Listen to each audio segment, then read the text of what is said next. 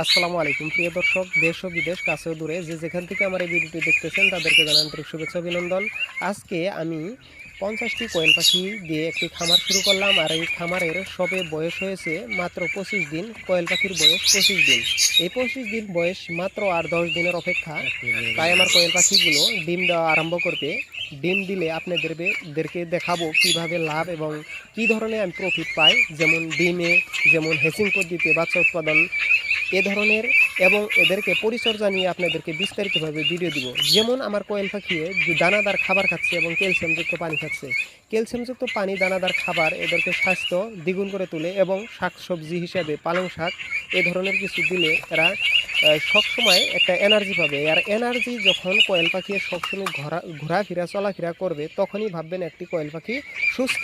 তাই আপনারা কোয়েল পাখির একটি খামার করে আপনারা দৈনিক একটি মাংসর চাহিদা এবং ডিমের চাহিদা পূরণ করতে পারবেন। শুধু বাড়িতে বসে থেকেই দিন অতিবাহিত করবেন না, লগে একটি কোয়েল পাখির খামার করে নিবনুয়া সমস্যা দূর করেন।